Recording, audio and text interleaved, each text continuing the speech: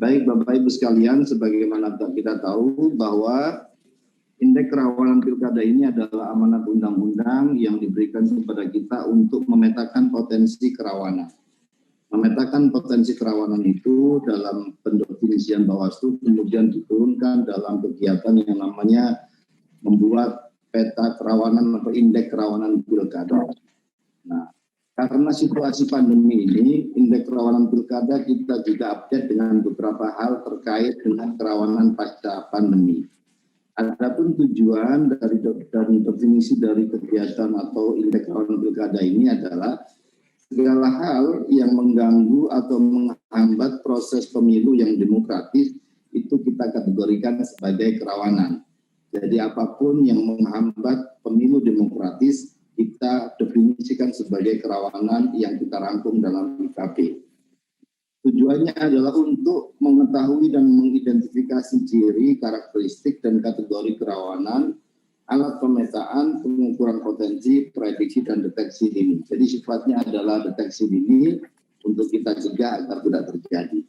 Adapun dimensi pemutakhiran IKP Pilkada 2020, ada 4 dimensi yang selama ini menjadi dimensi yang kita ukur selain di masa pandemi. Jadi saat pilkada atau pemilu 2020, 4 dimensi ini nggak pernah bergeser, yaitu dimensi konteks sosial dan politik, pemilu yang bebas dan adil, dimensi kontestasi, dan juga dimensi partisipasi dengan beberapa varian indikator dan subindikator yang ada dalam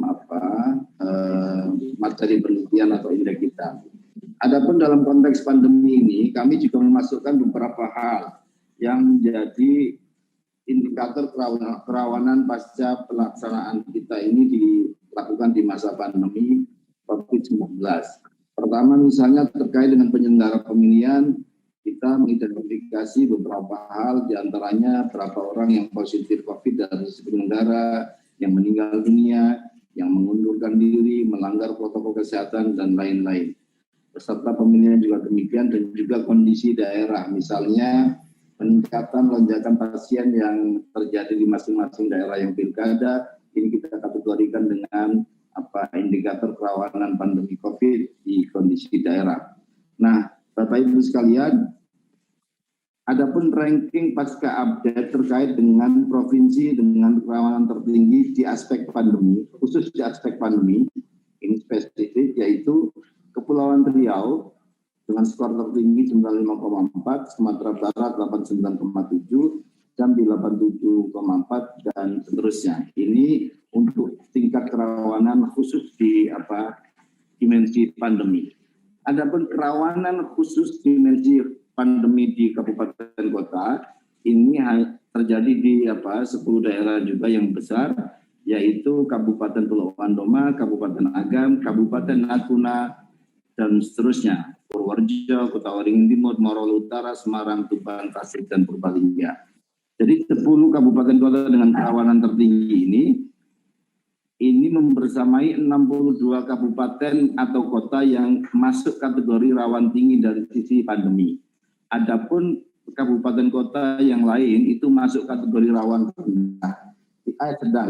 Tidak ada yang masuk kategori rawan rendah.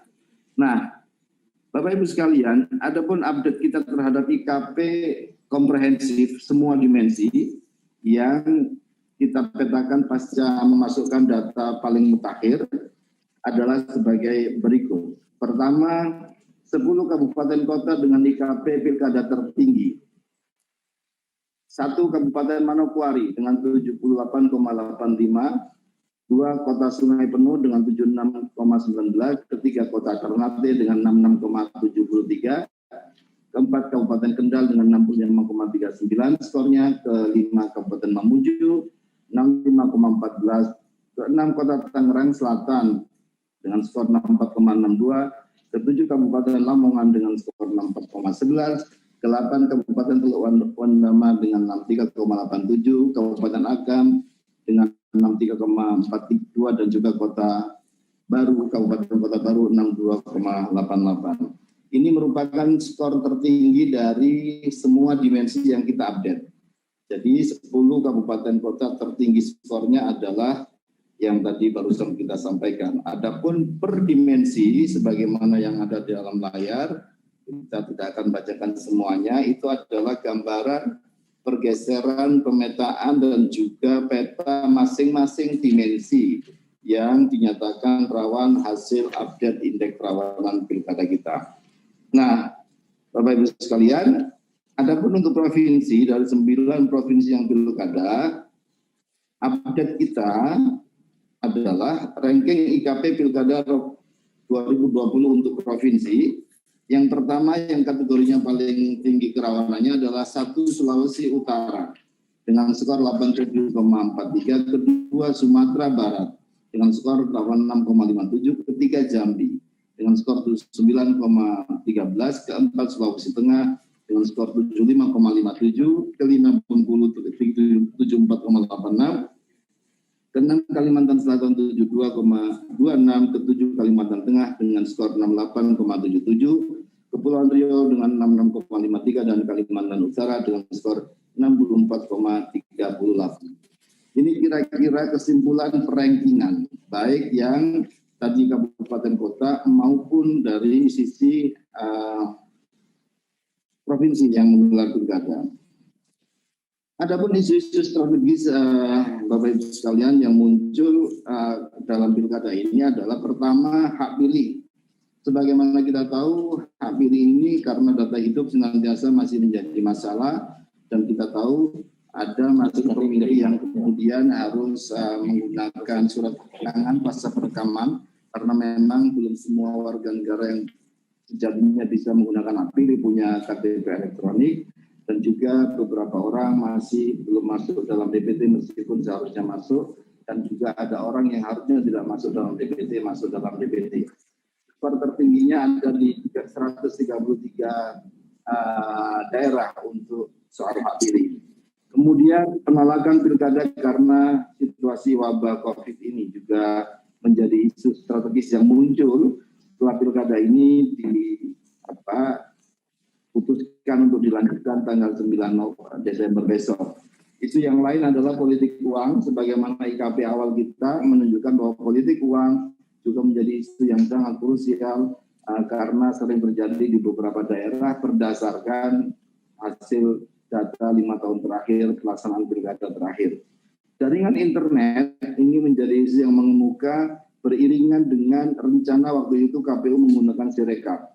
Lepas dari situasi-situasi saat ini di mana putusan RDP antara Komisi 2, KPU, dan Bawaslu menyatakan bahwa Sirekap bukan yang diwajibkan, tetapi ini sudah kita petakan untuk lebih tahu, termasuk juga situasi wabah ini kemarin memaksa kita untuk lebih banyak juga menggunakan teknologi informasi. Ternyata tantangannya sebanyak 81 kabupaten, ini masih banyak sekali daerah yang masih ketat internetnya, jaringan internetnya, yang sedang masih 180-an, yang rendah tidak ada sama sekali. Dari sekian indikator dan juga dimensi yang kita ukur, ada beberapa garis kesimpulan yang bisa kita ambil. Pertama, kalau dari sisi secara umum, tidak ada daerah yang memiliki kerawanan rendah, baik di provinsi maupun kabupaten kota. Jadi tingkat kerawanan dari sisi scoring yang kita buat, semua daerah masuk kategori kalau tidak tinggi, sedang, tidak ada kerawanan rendah. Terjadi peningkatan jumlah daerah dengan kerawanan tinggi pada semua isu. Jadi kerawanan tinggi pada semua isu yang dicek itu meningkat. Misalnya aspek pandemi, aspek spesifik di pilkada kali ini, dari 50 daerah menjadi 62 kabupaten kota, artinya meningkat sebanyak 24%. Hak pilih dari 66 daerah menjadi 133 kabupaten kota atau meningkat 101%. Politik uang dari 19 daerah menjadi 28 kabupaten kota atau meningkat 47%. Dan jaringan internet setelah kita cek 2 kali dari 67 menjadi 81 kabupaten kota atau meningkat 21%. Peningkatan jumlah daerah yang rawan tinggi disebabkan kondisi pandemi COVID-19 yang tidak melandai. Kita tahu semua hal itu terjadi, proses pemutakhiran daftar pemilih juga masih belum komprehensif, peningkatan penyalahgunaan bantuan sosial, dan juga penggunaan teknologi informasi yang meningkat, namun tidak disertai penyediaan perangkat serta peningkatan sumber daya penyelenggaraan pemilihan. Kerawanan tinggi pada provinsi yang menyelenggarakan pilgub dikontribusi oleh kerawanan pada dimensi konteks sosial politik, penyelenggaraan pemilu bebas dan adil, kontestasi dan juga partisipasi. Isu pandemi COVID-19 turut memperparah kerawanan suatu daerah. Adapun peningkatan kerawanan terjadi karena minimnya kepedulian para pihak terhadap pelaksanaan protokol kesehatan dan kepatuhan pelaksanaan peraturan perundang-undangan. Adapun rekomendasi yang kita sampaikan dalam kegiatan update IKP terakhir ini adalah pertama, penyelenggara pemilihan, pasangan calon, tim kampanye, dan pemilih selalu menerapkan prokes secara disiplin dan ketat dalam melaksanakan pemungutan dan penghitungan suara pada hari Rabu ke depan. Kemudian penyelenggara pemilihan, pemerintah daerah, Satuan Tugas Penanganan COVID-19 berkoordinasi dengan keterbukaan informasi dan sosialisasi mengenai pelaksanaan prokes dalam pemungutan dan penghitungan suara.